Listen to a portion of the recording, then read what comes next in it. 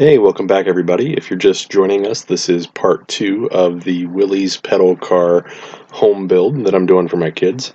In part 1, we covered a little bit on the initial design, what age kids this was for, as well as the rear bearing housings and the front axle assembly.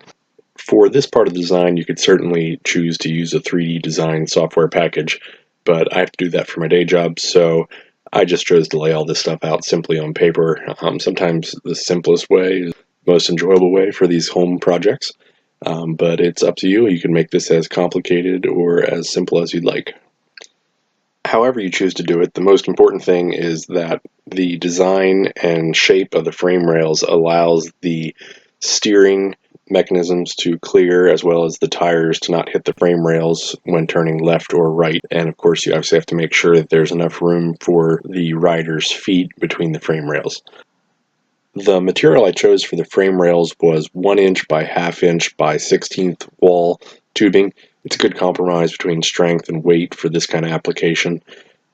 I made the drawing of the Jeep to a 1-to-1 scale. This allowed me to bend the frame rail in a hydraulic press slowly and compare it to the drawing until it matched the line perfectly.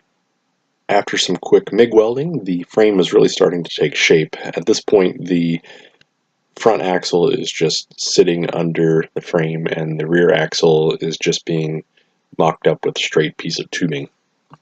One thing I forgot to take pictures of at this point was the pivot bearing that I installed in the middle of the front axle. This allows the steering column to rotate in a bronze bushing, and you'll see how this all comes together in later pictures.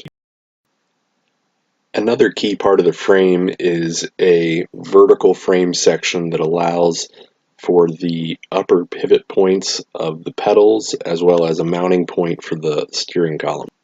By far the most challenging part of the frame build was designing and fabricating and testing the rear crank axle. So on these old pedal cars, the rear axle is essentially shaped like a crankshaft, and then there are push rods that translate the pedal motion back to the rear axle. The first design iteration that I made was pretty terrible. It was more of a weldment type design, and then when I actually tested it out, it was far too flimsy to support the weight of the vehicle and the rider. So I went back to the drawing board and went with a heavier wall tubing and bent it in an H press using some C-channel and a top die, and still ended up being a weldment. The middle piece was a piece of 1 inch by 1/2 inch, just like what was used in the frame, but although heavier, definitely performed much better in the final design. One of the things that makes the rear axle a challenging piece to fabricate is maintaining the alignment from one side to the other while you're welding it and bending all these pieces. So the solution that I came up to deal with this problem was I took 2 4x4 wood blocks and drilled holes in them that were equivalent to the axle diameter, and I bolted them down to my welding table with a straight rod between them. Then I removed the straight rod and put in the bent pieces to hold everything in alignment while I welded it. In the end, it wasn't perfect, but it's definitely acceptable for a pedal car.